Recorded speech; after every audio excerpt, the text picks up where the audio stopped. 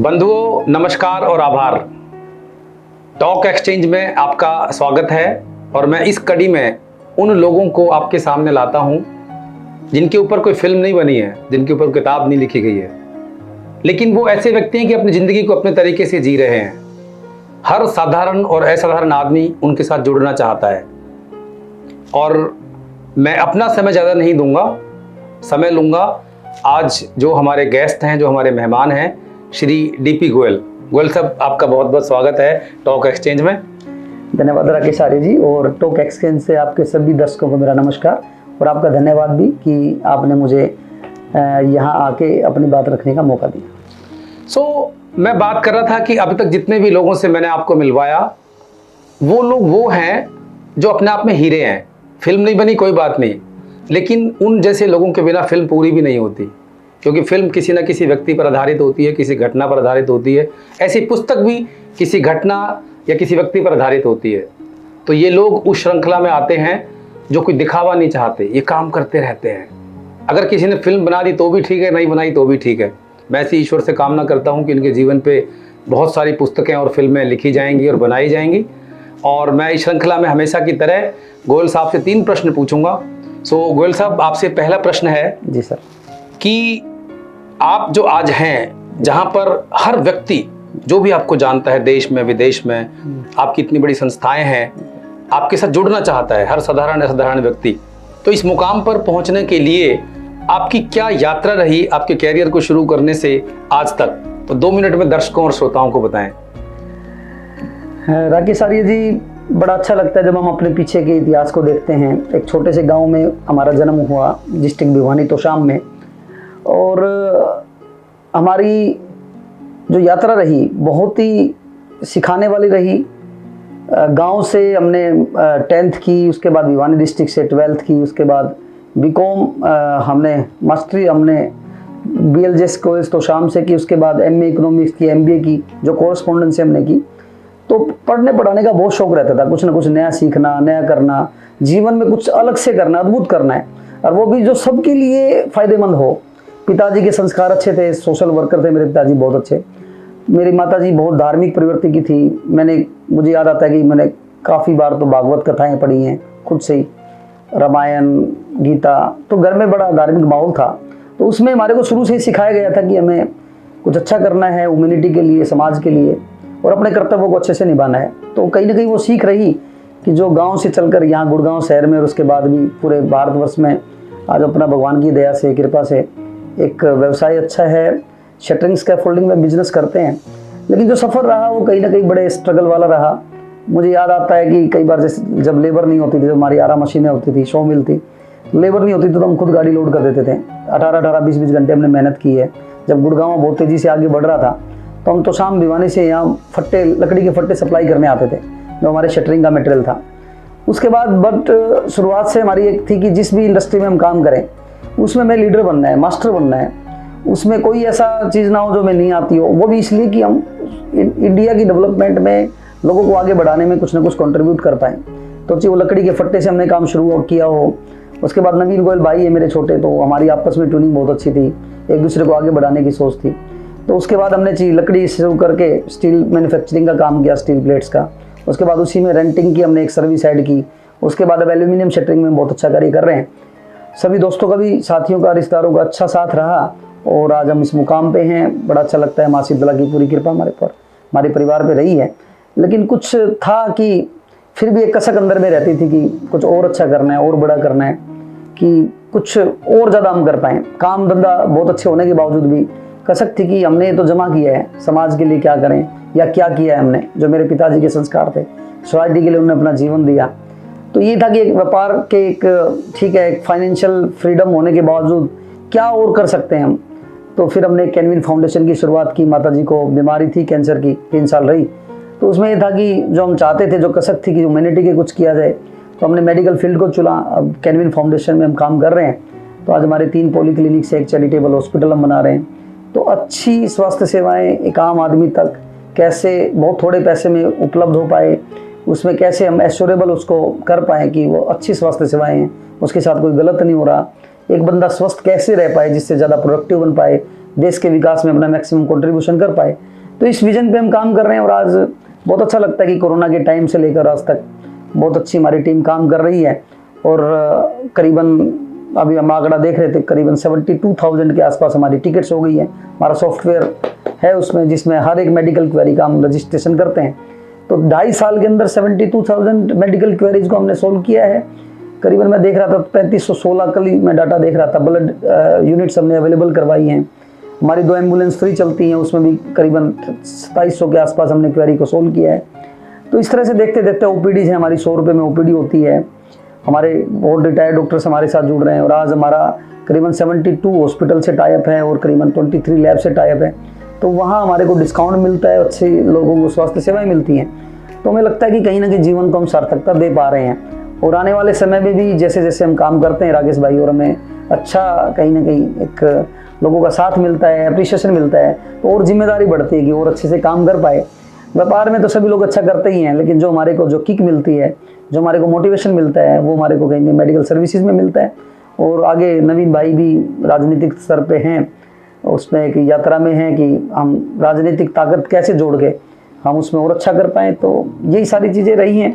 हमारा जीवन को लेके हमेशा से एक प्रैक्टिकल एस्पेक्ट ही रहा है कि आपको सर्वांगीण विकास करना है, औरों के साथ मिलके, सबको साथ लेके। चाहे आपकी वो फाइनेंशियल है, आपकी चाहे हेल्थ है, चाहे आपका परिवार है, आपकी सोसाइटी के लिए कंट्रीब्यूशन है, धर्म के लिए है, देश के लिए है। जब हम सबको, सब पिलर्स को साथ लेकर, सब वर्टिकल्स पे आप बैलेंस्ड आप ग्रोथ करते हैं, तभी सही मायने में ग्रोथ भी है और सही मायने में आप कंट्रीब्यूशन करने के लायक भी हैं। तो इन सभी पिलर्स पे सभी दोस्तों के साथ से आज सफ़र बहुत खुशनुमा हो रहा है। जो जिस काम में लगते हैं उसमें लोगों का प्यार मिलता है। आज करीबन मैं देख रहा था 12,500 के करीब हमारे वॉलंटियर साथी हमारे साथ जुड़े हुए हैं। सच्चा साथी का हमारा एक ड्राइव है। तब जो लोगों का प्यार मिलता है तो राकेश भाई बहुत बढ़िया गोयल साहब। आप देख रहे हैं, सुन रहे हैं कि इन्होंने जितनी भी बातें की, चाहे भिवानी से यहाँ पर आए और उसके बाद उन्होंने बिजनेस किया, उसके बाद अगर गुड़गांव आज कुछ बना हुआ दिखता है भारत के नहीं पूरे विश्व के नक्शे पे, तो मेरे ख्याल से 80% बिल्डिंग में इनका योगदान रहा है। क्योंकि बिल्डिंग तभी खड़ी हुई, उसमें शटरिंग लगी, स्कैफोल्डिंग लगी, क्योंकि ये इंडिया के टॉप 3 लोगों में आते हैं शटरिंग के बिजनेस में और मार्केट का बहुत बड़ा शेयर इनके पास है। मेरे ख्याल से इंडिया का कोई भी आर्किटेक्ट कंसल्टेंट ऐसा नहीं होगा जो इनको ना जानता हो। इस पूरे गेम में एक बात जो मुझे गोयल साहब से सीखने को मिली वो मैं आपके साथ साझा करना चाहूँगा। इन्होंने चाहे बिजनेस किया, चाहे कैनविन में बात की, चाहे कोई और पॉलिटिकल बात की, इनके मन में हमेशा सेवा की भावना रही है। मैं काफ़ी सालों से गोयल साहब को जानता हूँ। इनके यहाँ जो टीम काम करती हैं, जो इनके साथ लोग काम करते हैं, चाहे वो मित्र हैं, चाहे वो इनकी बिजनेस की टीम है, चाहे वो सर्विस की टीम है, सब लोग इनके लिए जान देने के लिए तैयार रहते हैं। और उसके अंदर केवल एक ही चीज़ रहती है, सेवा की भावना। सो गोयल साहब, आपने जो ये मुकाम हासिल किया जहाँ पे लोग आपको भगवान की तरह पूजते हैं, मिलना चाहते हैं और जुड़ना चाहते हैं, तो आप कोई 3 चीज़ें ऐसी बताइए जो 3 चीज़ें आपने एक खंबे की तरह मजबूती की तरह पकड़ रखी और वो 3 चीज़ें आपको वो बनाती हैं जो आप हो। देखिए, हमारे को जीवन में जरूर हमारे डू और डोंट्स पे फोकस करना चाहिए। और जो सबसे बड़ी जो बात मैं मानता हूँ राकेश भाई, जो एक ही बात में सारी बात यदि सिमट जाती है, यदि हम एक ही पॉइंट पे फोकस रखें, तो बचपन में ही मेरे पिताजी ये बात कहा करते थे कि आप अपने सामने हमेशा अपने आप को फील करें। आप चाहे कोई बिजनेस कर रहे हैं, आपकी पर्सनल लाइफ की बात हो, चाहे आप प्रोफेशनल लाइफ में हो, सामाजिक लाइफ में हो, आप हमेशा एक ही बात पे ध्यान रखो कि आप हमेशा ये फील करो कि आप अपने सामने अपने आप को देख रहे हैं। तो हम किसी के साथ गलत कर ही नहीं सकते। आपको, हम कभी भी किसी बिजनेस डील में जाते हैं तो पहले हम ये कैलकुलेशन करके जाते हैं कि सामने वाले को हमारे से क्या नीड है, उसकी रिक्वायरमेंट्स क्या हैं, तो फिर हम देखते थे कि क्या हम वो पैरामीटर्स पूरे कर सकते हैं क्या, चाहे वो ह्यूमैनिटी के लेवल पे हो या हमारे बिजनेस डील्स में हो। तो हम कभी भी वो बात नहीं करते थे जो हम सामने वाला एक्सपेक्ट करता हूँ पूरी ना कर पाते हो। इवन हम थोड़ा फ़ोन में 5 मिनट लेट हो जाते थे तो भी इसको क्राइम मानते थे कि हम ये तो बड़ा गलत हो गया हमारे से। तो पहला सबसे बड़ी बात मानता हूँ कि मैं जो हमेशा अपने आप के सामने फील करूँ। दूसरी बात ये मानता हूँ कि जो आपका जो ट्रस्ट फैक्टर है, जो आपकी इमेज है, वो सबसे बड़ी चीज़ है। और वो इमेज जो है वो आपको बनाना भी आपके हाथ में है, वो बनती आपके कमिटमेंट से है। आप अपने कमिटमेंट्स को कितना रिस्पेक्ट देते हैं, कितने प्रैक्टिकल कमिटमेंट आप करते हो। आप जो चीज़ आपको लगती है शुरू में पूरी होने वाली नहीं है, जो अनप्रैक्टिकल कमिटमेंट लगता है, वो आपको करना नहीं चाहिए। यदि करना भी हो तो उसमें आप शायद या कुछ ऐसे डिस्क्लेमर्स पहले ही लगा सकते हैं। तो कमिटमेंट का बहुत बड़ा रोल है। आपकी बिजनेस की वैल्यू भी उससे बनती है, आपका ओरा भी उसी से बनता है। आप अपने कमिटमेंट के लिए ज़रूर संवेदनशील रहें, दूसरा मेरे को ये लगता है। तीसरा, आप किसी भी फील्ड में किसी भी काम में लगे हुए हैं, किसी ऑर्गेनाइजेशन का हिस्सा हैं, चाहे बिजनेस ऑर्गेनाइजेशन का हिस्सा है, सोशल ऑर्गेनाइजेशन का हिस्सा है, हमेशा आप अपने कर्तव्यों को सामने वाले की उम्मीद से ज़्यादा पूरा करने की कोशिश करें, वो भी सेवा भावना के साथ। आप जिस भी ऑर्गेनाइजेशन में हैं और आपको अपने ड्यूटीज़ का पता ही नहीं कि मेरे से एक्सपेक्टेशंस क्या हैं, मेरे कर्तव्य क्या हैं। हम हमेशा राइट्स की बात करते हैं कि उसने मेरे साथ ये नहीं किया, उसने मेरे साथ ये नहीं किया, बट हम इंट्रोस्पेक्ट करना भूल जाते हैं कि हमारी ड्यूटीज़ क्या हैं।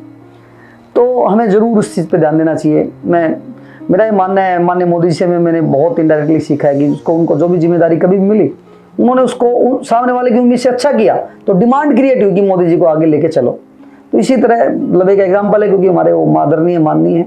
इसी तरह हमें भी कहीं भी हम रहें तो हमें ज़रूर हमारी ड्यूटीज़ हमारे उम्मीद से हमें अच्छा रखना चाहिए, अच्छा करना चाहिए और शिद्दत से करना चाहिए, ना कि हम फॉर्मेलिटी से करें। तो ये मैं बहुत बढ़िया। देखिए, गोयल साहब ने जब भी कोई बात की, पिछले 2 प्रश्नों में गोयल साहब ने एक बात कॉमन की जो बहुत ध्यान देने वाली बात है, क्योंकि मैं एक मेंटर हूँ, पूरे वर्ल्ड में लोगों को बताता हूँ, तो मेरा मेन चीज़ रहती है कि लोगों को ऑब्जर्व करना, उनके शब्दों को सुनना। इन्होंने दोनों प्रश्नों के उत्तर में कहा कि पिताजी ने जो सिखाया, ये बहुत बड़ी बात है। आजकल के युवा को ये बात पे ध्यान रखना बहुत ज़रूरी है कि उनके पेरेंट्स क्या उनके लिए आदर्श हैं, उन्होंने क्या उनको बताया। जब वो बोलना नहीं जानते थे बच्चे, तो पिता ने माता ने कई बार बोल के बताया, उंगली पकड़ के चलना सिखाया। और जब हम बड़े हो जाते हैं तो हम कई बार गलती से जाने अनजाने इग्नोर कर देते हैं। लेकिन जो माँ बाप ने संस्कार दिए होते हैं वो किसी किताब में, किसी स्कूल कॉलेज में नहीं मिलते। माननीय प्रधानमंत्री की बात हुई तो उनकी जीवन यात्रा सभी जानते हैं और उनको प्रेरणा का स्रोत मानना एक गर्व की बात है, क्योंकि मेरे ख्याल से बहुत वर्षों बाद, स्वतंत्रता के इतने सालों बाद या इतिहास के काफ़ी सारे पन्नों को पलटने के बाद देखें तो एक ऐसा नेतृत्व हमारे देश को मिला है जो राष्ट्र की बात करता है। तो गोयल साहब, एक लास्ट अंतिम प्रश्न आपसे, क्योंकि अब्दुल कलाम साहब कहते थे कि सक्सेस स्टोरीज तो सभी पढ़ते हैं कि सफल कैसे हों, बड़े कैसे बने, पैसा कैसे कमाएं, लेकिन ये जानना भी उतना ही जरूरी है कि हम असफल कैसे ना हो, मतलब गलतियां क्या ना करें। मैंने कहीं व्हाट्सएप पे पीछे पढ़ा था अभी, क्योंकि व्हाट्सएप पे हम अक्सर पढ़ते हैं, उसको फॉरवर्ड कर देते हैं। जितना जानना ये जरूरी है कि हम स्वतंत्र कैसे हुए, उतना ही जानना जरूरी है कि हम गुलाम क्यों हुए। तो मैं गोयल साहब आपसे पूछना चाहूँगा कि ऐसी 3 बातें बताएं जो आप अपने अनुभव से ये कहते हैं कि ये मैं कभी ना करता हूँ, और ना मैं दर्शकों और श्रोताओं को कहूँगा कि आप ये करें या इनको अवॉइड करें। ऐसी कौन सी 3 बातें आप बताना चाहेंगे? देखिए, जैसे मैंने बताया राकेश जी आपको, हमारी सबसे बड़ी वर्थ जो है हमारा ट्रस्ट फैक्टर है कि हम कितने ट्रस्टवर्दी हैं, लोग हमारे पे कितना ज़्यादा विश्वास करें। तो ये सब हमारे हाथ में ही होता है। कई बार हम क्या करते हैं, हमारे चाहे इंटरनल टीम के अंदर में बात हो, चाहे हमारी कई ऑर्गेनाइजेशन में हम किसी का हिस्सा बनते हैं उसकी बात हो, हमें दुष्चरित्र नहीं होना चाहिए। हमारा जो ओरा है वो बहुत बड़ी बात है। आजकल हम छोटी छोटी चीज़ों पे कहीं ना कहीं अपना रास्ता भटक जाते हैं, तो हमें चरित्रवान रहना चाहिए। मतलब गलती से भी हमें लंगोट का कच्चा नहीं होना चाहिए, ये मुझे लगता है। हालांकि कहने में कई बार बड़ा अजीब लगता है बात, बट आदमी को कैरेक्टरफुल होना चाहिए। तो ये नहीं होना चाहिए कि आपने, तो हमें लगता है कि आपको लंगोट का कच्चा नहीं होना चाहिए। दूसरी बात मुझे जो लगती है कि आदमी को, हालांकि किताबी बातें हैं बट इसको जीते हैं बड़ा मुश्किल होता है, जीना हमें करना, जीना बड़ा मुश्किल है। हमें जहाँ हम कई बार देखते हैं कि जिनके साथ हम बैठते हैं उन्हीं के साथ बेईमानी कर जाते हैं। चाहे बेईमानी किसी भी लेवल पे हो, छोटी हो बड़ी हो, किसी को हमने जो माल का वो माल नहीं दिया, किसी के साथ हमने कोई और हेरा फेरी कर दी, और ये बड़ा नेचुरल सा होता है। कई बार हम जब बिजनेस की यात्रा मैंने शुरू करी तो हम अक्सर सुनते थे कि झूठ बोले बिना तो काम ही नहीं चल सकता, थोड़ी बहुत तो व्यापार में चलती है बेईमानी। मुझे नहीं लगता कि क्यों चलती है, मतलब उसका मुझे नहीं समझ में आता कि वैसी बातें क्यों बोली गई। सच्चाई से बहुत अच्छा रास्ते से काम चलता है। तो बेईमानी हमें कभी किसी से, मुझे लगता है कि नहीं करनी चाहिए। और इसी को यदि हम बाइफरकेट करते हैं, तीसरी बात यदि हम करते हैं, तो जाने अनजाने में भी हमने कोशिश की है कि किसी का हम हक ना रखें, तो ये बहुत बड़ी बात है। आपकी ब्लेसिंग जो गॉड की हैं, भगवान की जो कृपा है, वो इसी चीज़ से भी आती हैं कि आप कितने व्यवहारी हैं, कितने आप उनके जो दिखाए रास्ते उस पर आप चल रहे हैं। तो हमें बेईमान नहीं होना चाहिए और हमारे को कहीं ना कहीं हिसाब का बहुत पक्का होना चाहिए, किसी का हक नहीं रखना चाहिए। हम कई बार, मुझे याद आता है कि कई बार स्टाफ मान लो किसी को हटाना पड़ रहा है जो हमारे कल्चर के अकॉर्डिंग नहीं काम कर पा रहा, तो हम उसे हम गलती से उसको इग्नोर करते हुए 2-4 दिन की सैलरी ज़्यादा दे देते हैं कि उसका मन दुखी ना पाए जाते हुए, तो वो खुश हो के जाए। बहुत बढ़िया, बहुत बढ़िया। तो छोटी छोटी बातें हैं कि हमें हिसाब का अभी देखिए गोयल साहब ने जो भी बात की, चाहे देश की बात की, चाहे वैल्यूज़ की बात की, आज गोयल साहब की बात सुन के मुझे चाणक्य की बात याद आ गई कि किसी राष्ट्र का पतन एक साथ नहीं होता है। पहले किसी व्यक्ति का पतन होता है, फिर परिवार का पतन होता है, फिर समाज का पतन होता है और फिर राष्ट्र का पतन होता है। तो चरित्र की बात आजकल बहुत कम लोग करते हैं। ये शायद किताबों में लिखा रह गया है कैरेक्टर और चरित्र, लेकिन उसको जीना बहुत मुश्किल नहीं है, लेकिन आसान भी नहीं है, क्योंकि आप बाहर से नहीं जी सकते उसको, आपको अंदर से जीना पड़ेगा। तो गोयल साहब, आपके इस साक्षात्कार के लिए, इस समय के लिए बहुत बहुत धन्यवाद। और मुझे पूरा भरोसा है, पूरा विश्वास है कि जितने भी श्रोता, जितने भी दर्शक इस बात को सुन रहे हैं, देख रहे हैं, उनको प्रेरणा मिली होगी।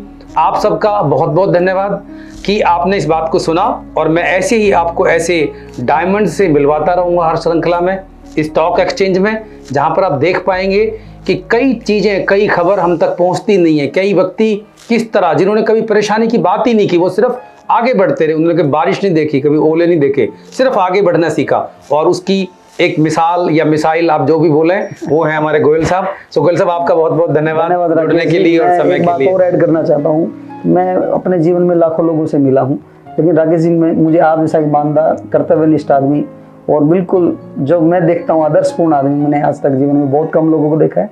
मैं आपका बहुत बहुत धन्यवादी हूँ कि आप मेरे जीवन का हिस्सा बने, और भगवान का भी शुक्रिया अदा करता हूँ कि हम सब मिलकर आगे बढ़ रहे हैं। धन्यवाद।